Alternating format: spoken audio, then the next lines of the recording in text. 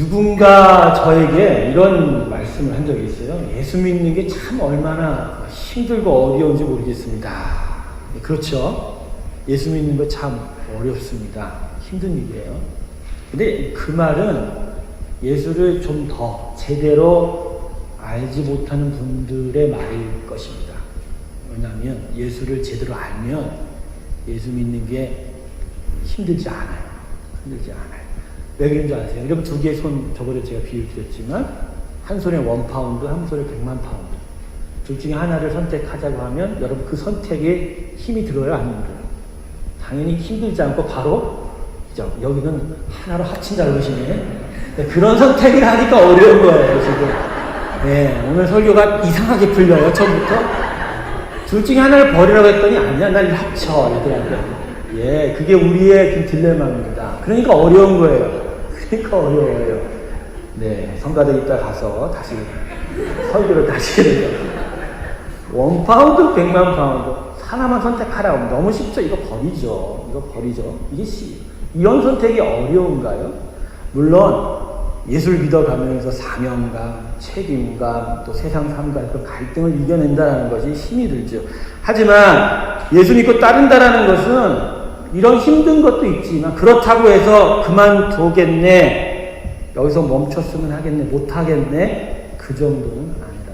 오히려 그것을 이겨나갈 수 있는 힘을 공급받게 됩니다. 여러분, 그 은혜가 오늘 본 말씀에 있거든요. 자, 우리 5절 말씀 같이 한 목소리로 읽어보겠습니다. 같이 읽습니다. 시작. 너희 안에 이 마음을 품으라. 곧 그리스도 예수의 마음이. 사도 바울이 빌립보 교회 성도들에게 너희 안에 이 마음을 품으라. 마음을 품으라. 그 마음을 가져라. 어떤 마음이냐? 그리스도의 예수의 마음이다. 그러니까 예수의 마음을 알라라는 그런 이야기입니다. 자, 그렇게 되면 하나님의 은혜가 무엇인지, 하나님이 어떠한 마음으로 우리에게 구원을 베푸셨는지를 이해하게 될 것이다 라는 것이죠.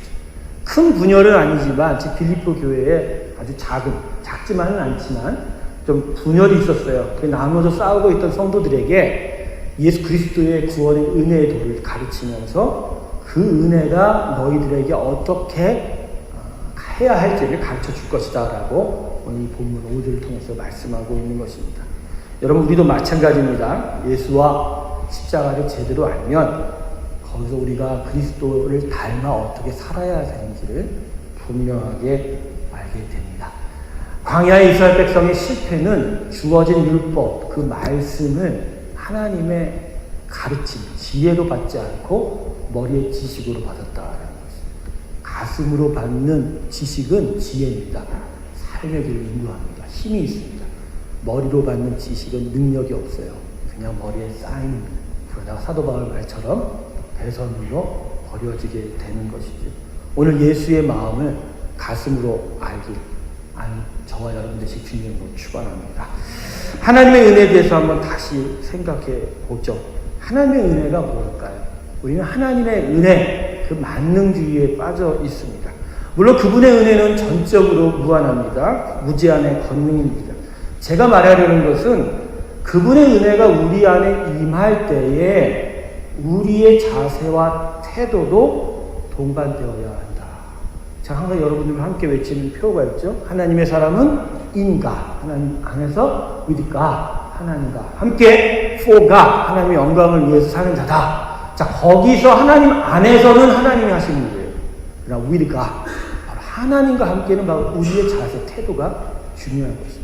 우리가 하나님 안에 있게 되는 은혜 안에서 그분과 동반하여 함께 동행하는 삶의 모습, 자세가 나타나지 않으면 오가 하나님의 영광, 결국 우리에게 돌아올 기쁨이 있지 못하다라는 말씀이죠. 하나님과 우리는 동반자입니다. 할렐루야. 동반자입니다. 그분과 동행하는 것이 있어서 중요한 거예요. 요셉의 삶이 형통한 이유는 어쨌다고요? 그가 하나님과 동행한 삶을 살았기에 형통했다라는 것이죠. 하나님의 은혜에 대한 반응을 제가 강조하던 때에 어떤 자네가 그래도 한번 은혜 주시면 그걸로 다 된 거 아닌가요? 이미 그러면 저는 구원받은 거 아닌가요? 아니야. 그러면 네가 예수님을 믿었어. 하나님의 은혜를 믿었어. 그러다가 중간에 무슬림, 이슬람 사원 가도 하나님의 구원의 은혜가 여전하니? 그건 아니지 않습니까? 하나님의 은혜는 우리에게 무제한의 능력으로 오지만 그 은혜에 우리가 어떻게 대답하느냐가 중요하다는 전적인 얘기죠. 여러분, 은혜에 대한 우리의 반응, 자세, 태도 참 중요합니다. 하나님의 은혜는요, 그래서 우리를 그냥 세우지 않는다라고 하는 것이죠. 그분의 은혜는 항상 우리 문 앞에, 인생의 문 앞에 항상 와 있어요. 언제나 은혜롭게. 그러나 우리가 우리의 문을 활짝 열지 않으면 우리 인생의 무대 위에 그분이 오셔서 그 은혜를 베푸시는 역사가 사라진다는 것이죠. 덜 떨어진 모습의 한 사나이가 흰색 양복을 입고 버스 정류장 의자에 앉았습니다. 초콜릿 박스를 딱 들고 하늘 있는 여자가 자기 옆에 딱 앉아 이렇게 말합니다. Hello, my name is Forrest Gump. Do you want a chocolate? My mama always said, life is like a box of chocolate. You never know what you're gonna get. 제 발음이 안 좋아서 해석을 못하신 분인데 안녕하세요. 저는 포레스트 검프입니다. 초콜릿 드시겠어요? 내 엄마가 항상 말했지요. 인생은 초콜릿 박스와 같다. 너는 그것을 열어보지 못한다면 결코 그 선물의 중요함을 모를 것이야. 초콜릿의 중요함을 모를 것이야. 라고 얘기하더라고요. 하나님의 은혜는 초콜릿 박스예요. 항상 엄마가 주는 초콜릿 박스. 그걸 다 보여주지 않아요. 그런데 매일 밤마다 찾아와서 그 박스를 열게 해요. 그리고 거기서 하나씩 초콜릿을 먹게 하는 것이죠. 포레스트 검프가 그 어머니의 박스를 계속 기대하는 거예요.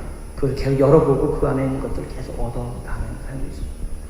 하나님의 은혜라는 게 그런 거 아닌가요? 우리에게 온 초콜릿 박스. 그냥 열어보질 않아요. 그냥 얻은 걸로 만족해요. 그리고 다른 걸 얻으려고 하죠. 1파운드를 100만 파운드랑 합치려고 하는 거죠. 그렇게만 살려고 하는 것이죠. 그러면 안 돼요. 하나님의 은혜가 왔기에 여셔야 돼요. 열고 만지시고 누리셔야 돼요. 그것 때문에 동행하는 일이 필요한 것이죠. 교도소를 방문했습니다. 돈가스에 있는 무어랜드 프리즌을 방문해서 한인 제소장군과 방문을 해서 좋은 이야기들을 나누고 왔는데 그 제소자가 이런 얘기를 했습니다. 나오면 참 와닿는 이야기예요. 한때 잘못된 실수, 단 한 번의 실수였던 것 같은데 그곳에서 참 어려운 시간을 지금 겪고 있는데 막 울더라고요. 결국 목사님, 제가 이게 학교를 다니지 못하고 군대 생활하다가 영국에 와서 열심히 공부해서 학교를 갔다가 그때부터 교만해졌나 봐요. 우쭐했는데 제가 학교 생활하다가 주일 예배를 많이 놓쳤어요. 그게 지금 이 일의 시작인 것 같습니다. 여러분, 주일 예배 나오는 게 중요하다는 얘기가 아니라 하나님을 만나고 하나님 주신 그 은혜의 박스를 여는 일들을 놓치면 그 안에 정말 담겨진 귀한 것들을 만지고 누리고 그것을 기쁨을 얻는 그런 삶을 시작하지 못하는 거죠. 거기서부터 그렇게 큰 아픈 시간이 시작될 수 있다. 저는 여러분들에게 하나님의 은혜의 박스를 열기를 주님을 축원합니다. 와 있어요. 와 있는데 못 여는 거죠. 여러분, 소망이라는 게 무엇이죠? 초콜릿 박스라고 생각하면 소망이라는 것은 항상 감추어져 있지만 언제나 내가 열어서 얻을 수 있는 그 정말 귀한 것들을 내가 앞으로 계속 얻을 수 있다는 그 기대, 그게 소망인 거예요. 사랑은 뭐냐? 항상 그 초콜릿 박스를 내 앞에 가져다 주시는 그 하나님의 사랑, 그 초콜릿 박스를 나한테 주시는 그 하나님의 사랑, 그게 바로 사랑이라는 거죠. 그 믿음은 뭐냐? 바로 그런 사랑, 그리고 그런 기대, 소망을 나에게 반드시 주실 것이라는 믿음. 그래서 믿음, 사랑, 소망, 할렐루야. 여러분, 이 귀한 은혜가 저와 여러분 가운데 있기를 원합니다. 그렇기 때문에 오늘 5절의 이 말씀, 이 마음을 품으라. 하나님의 구원의 은혜가 무엇인지 우리가 가르쳐줄 뿐만 아니라 지식이 머무는 것이 아니라 이 가슴에서 우리가 어떻게 반응해야 되는지도 우리에게 분명하게 가르쳐 준다는 것이죠. 자, 6절 함께 같이 읽습니다. 6절 읽습니다. 시작. 그는 근본 하나님의 본체시나 하나님과 동등됨을 취할 것으로 여기지 아니하시고 6절은 우리의 구원을 위하여 하나님의 자기 포기에 대한 말씀입니다. 자기 포기에 대한 말씀. 하나님으로 당연히 받으셔야 될 온 피조물들로부터 받으셔야 될 영광과 존귀, 즉 예배 받으심과 찬양 받으실 권리를 포기하셨다라고 하죠. 취할 것으로 여기지 아니하고 포기하셨다. 하나님의 은혜의 시작은 자기 포기로 시작합니다. 그분의 은혜는 무엇보다 자기 포기로 시작이 되는 것이죠. 여러분, 그분이 이 땅에 오셨다는 거, 하나님이 이 땅에 오셨다는 거, 이거 엄청난 포기입니다. 어떤 포기냐? 하나님이시, 이 세상을 만드시고 다스리시는 그 존귀하신 분이 나는 이제 하늘에 하나님이 아닌 너희들과 똑같은 사람이다. 너희보다도 더 못한 천한 사람이다. 라고 자기 자신을 포기했다. 근데 여러분, 이 자기 포기의 대가가 뭐죠? 왜 포기했냐는 거죠. 하나님 목적이 있으십니다. 그 목적은 뭐입니까? 내가 자기를 포기함의 대가는 결국 우리에 대한 사랑이다. 우리에 대한 구원이다. 우리와 같은 사람, 우리 같은 사람을 구원하려고 하나님 당신의 자리를 포기했다. 우리가 얼마나 이 추하고 더럽고, 제가 교도소하고 교회하고 사람 있는 거 비교해봤을 때 별반 다를 게 없더라고요. 별반 다를 게 없어요. 가지고 싶은 거, 원하는 것을 제대로 얻지 못하는 것도 똑같고, 들어가면 나올 때도 분명히 정해져 있고, 제일 중요한 게 뭔지 아십니까? 교도소 와서 우리하고 변화가 별로 잘 안 된다는 거, 재범 확률이 무지 높다는 거, 동의하시는 분은 재범 확률이 참 높다는 거, 그런 우리를 구원하시고자 자기를 포기하죠. 여러분, 그래서 이게 놀라운 구원입니다. 하나님이 우리를 구원하셨다는 것 앞에서 그 어떤 자도 항변할 수 없어요. 그냥 너무나 놀랍다라는 것밖에는 말할 수 없어요. 그래서 Amazing Grace라고 하셨어요. Amazing Grace. 저희 노래를 여러분과 함께 불러보고 싶었어요.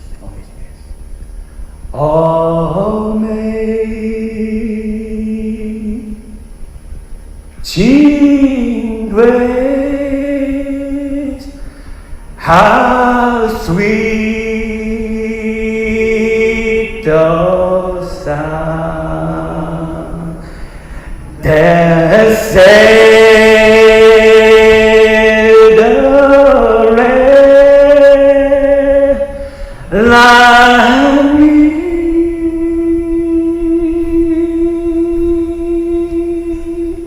I once was lost, but I am found, was blind,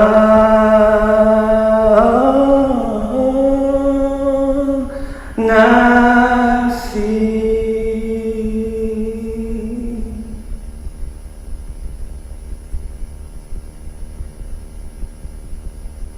아프더라고요.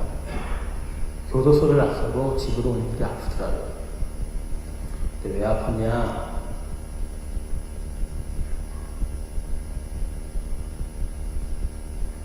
내가 죄인이죠.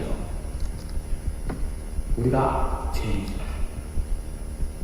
근데 누구는 갇혀있고 누구는 나와있다는 거.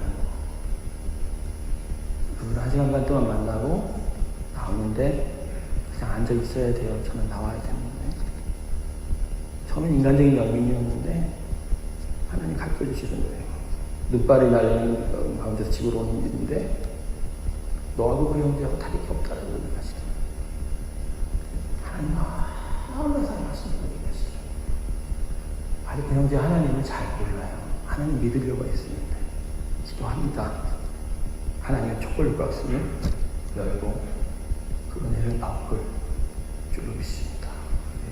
여러분, 그 은혜에 대한, 이 하나님의 놀라운 은혜에 대한 우리의 첫 번째 반응은 그래서 자기 포기여야 합니다. 그분이 나를 다시 포기하여 우리를 구원했기에 우리는 주님과 함께 이제 나는 이제 더 이상 내가 아닙니다 라고 고백하는 일이 우리 신앙의 첫 번째 고백이 되어야 될 줄 믿습니다. 나는 우리를 위해서, 우리와 같은 자를 위해서 자기를 포기하신 그분 앞에 나 자신이 포기되길 주님과 축원합니다. 7절 함께 읽겠습니다. 오히려 자기를 비어 종의 형체를 가져 사람들과 같이 돼요. 7절은 이제 자기 포기로부터 시작된 하나님의 은혜가 자기 비우기로 이어지고 있습니다. 예수님은 하나님으로서 이 땅에 오셨지요. 그러나 하나님과 또한 우리의 사람과 오셨지만 하나님의 능력과 힘을 사용치 않기로 오셨어요. 사용치 아니하기로 결정하셨다라는 것이죠. 여러분, 하나님 은혜의 중심적인 가장 중심적인 컨텐츠는 바로 자기 비유입니다. 그분이 인간이 되셨다, 이 땅에 오셨다. 그것은 바로 하나님이 성부 하나님 앞에서 자신의 모든 권세를 비우셨다, 버리셨다, 사용하지 않기로 결정하셨다라는 거죠. 그래서 그분이 찢김을 당하고 찔리고 매맞고 침뱉은 조롱을 당해도 다 당하셨다라는 것이죠. 왜? 자기 포기로 시작된 당신의 은혜는 결국 자기를 비우는 것으로 시작하기에 누구가 나를 찌르고 나를 찢기고 나아지고 그래도 아무런 화도 나지 않고 그저 용서만 있는 것뿐이라는 것이죠. 자기 포기가 자기 비우기로 연결될 때 그분 안에 십자가가 나타날 수가 있었다는 거죠. 근데 비우셨을 때 비워진 것만이 아니라 그 안에 뭘 채우셨을까요? 우리에 대한 사랑을 채우시고 성부 하나님께 대한 순종을 채우셨다. 십자가에 달리셨을 때 그분은 온몸으로 고통을 당하고 계셨지만 그분은 구원받은 우리를 보고 계셨고 오늘 계신 여러분 한 분 한 분을 다 보고 계시다. 할렐루야. 끝없이 다가온 그 죽음의 두려움 앞에서 끝까지 하나님께서 버림을 알지만 끝까지 순종으로 버티셨다. 여러분, 이것은 바로 예수를 안다는 것은 바로 자기 포기뿐만 아니라 나를 버려야 되는 것이 바로 십자가에 기초한 믿음의 삶, 구원의 삶의 가장 중심적인 내용이다. 우리는 이미 십자가에서 나는 이제 내가 아닙니다. 선언한 자이기에 내 인생 안에는 나의 것이 채워질 수가 없는 거예요. 하나님이 채워져야 되는 거예요. 그분이 나를 사랑했기에 그분의 사랑이 채워져야 되는 거예요. 그래서 그분이 나 안에 채워짐으로 말미암아 거기서부터 우리의 신앙의 삶이 힘을 얻고 기쁨을 얻고 능력을 얻어서 앞으로 나아갈 수가 있는 것이죠. 여러분 안에 하나님에 대한 사랑과 순종이 가득 채워지시길 주님을 축원합니다. 주기도문을 보세요, 여러분. 저는 우리 신앙 예배 때 신앙 고백을 이 주기도문을 바꾸고 싶은데, 하늘에 계신 우리 아버지요, 이름이 거룩히 여길 받으시오며 나라의 마옵시며 뜻이 하늘에서 이루어진 같이 땅에서 이루어지다. 처음부터 하나님 나보 주세요라는 자기 주장이 없어요. 주님이 가르치신 기도는 처음부터 나를 비워진 그 비워진 것에 무엇을 세우라? 하나님의 뜻을 세우고 하나님을 채울 것을 먼저 기도로 가르쳐 주십니다. 오늘날 우리에게 일용할 양식을 주옵시고 먹을 빵만이 아니라 나의 영원한 양식 대신 말씀을 채우시고 용서를 가르치십니다. 죄진절 사과 준거 가지고 우리 죄를 누려 다만 악에서 구옵소서. 그리고 마지막에도 끝까지 나를 높이소서가 아니라 나를 비운 채 하나님만을 세웁니다. 대개 나라와 권세 영광이 아버지께 영원히 있나이다. 할렐루야. 이 자기 비우기에 주님을 닮는 우리의 인생길이 되시길 주님의 이름으로 축원합니다. 8절 읽겠습니다. 같이 읽습니다. 시작. 사람의 모양으로 나타나셨음에 자기를 낮추시고 죽기까지 복종하셨으니 곧 십자가에 죽으시니라. 결국 자기 포기 또 자기를 비우기, 이 결론, 이 열매가 뭐냐면 십자가에 자기 죽기라는 것이죠. 다 처음부터 자기 포기, 자기 비우기, 마지막에 뭐라고요? 자기 죽기, 스스로 죽는 것이다. 하나님의 은혜의 열매는 그래서 첫 번째로 하나님이 당신이 죽는 자기 죽기입니다. 참 놀랍죠. 놀랍죠. 세상 어떤 우상, 그 종교들을 봐도 그 종교의 우상 신이 그 백성을 위해 죽었다라는 것은 본 적이 없어요. 이 세상 끈 우리 이해할 수 없는 것이죠. 이슬람은 그래서 이것을 싫어해요. 어떻게 예수가 하나님인데 사람을 위해서 죽었냐. 이게 이해가 안 간다. 그래서 이슬람이 이성주의라고 하지 않습니까? 이걸 이해를 못하는 거예요. 그래서 예수가 이사라고 그러는데 무슬림들은 절대 못 받아들이는 거죠. 문제가 거기 있는 거예요. 하나님이 우리를 위해 죽었다. 정말 하나님의 은혜의 열매가 자기 죽기라는 것. 거기서부터 우리의 새로운 삶의 질서가 나타난다라는 것. 나타난다라는 것. 여러분, 십자가에 죽는 삶이 여러분을 향한 하나님의 강제적인 율법과 교리라고 생각하십니까? 절대 안 그래요. 하나님은 그걸 우리에게 강요하신 적이 없어요. 날마다 십자가에 죽노라라고 얘기했지, 사도 바울이. 날마다 십자가에 죽으십시오라고 외치지만, 그것은 십자가에서 아들 예수를 죽게 한 것은 그것을 통해서 우리에게 십자가에서 죽는 삶을 교리로 주고 율법을 주는 그런 구원에 대한 반응을 요구하신 하나님 마음이 아니었다라는 것이죠. 자기를 포기하고 자기를 비우고 결국은 끝없이 죽어가는 그 사랑과 은혜 앞에서 너희들 스스로가 선택을 하기로 원하십니다. 자발적으로 선택을 해서 의지적으로 하나님을 향하여 나아갈 수 있기를 하나님이 기대하고 계셨다라는 것입니다. 여러분, 정말 하나님의 은혜가 귀하면, 그분의 은혜가 정말로 귀하면 십자가에 죽게 되어 있는 할렐루야. 그게 귀하지 않기 때문에 안 되는 거예요. 우리가 매일매일 하는 거짓말 중에 하나가 뭐냐면, 아니 전부죠. 난 하나님이 귀한데, 난 하나님을 믿는데 이건 정말 뭐가 안 돼. 이건 못하겠어. 근데 그 속을 보면 결국 뭐예요? 그게 하나님보다 더 귀한 거죠. 귀한 거죠. 귀하니까 못 따라가는 거예요. 그러면 405장 어메이징 그레이스가 불러질 수가 없는 거예요. 근데 그걸 어떻게 부르냐는 거죠. 어메이징 그레이스를 부를 때 우리의 마음은 죽는 마음, 포기하는 마음, 비우는 마음, 다 드리는 마음. 거기서부터 하나님의 역사가 시작이 된다. 죽기까지 사랑하셨다라고 우리가 항상 이야기하지만 저는 이 말 싫어요. 이 말이 더 좋은 것 같아요.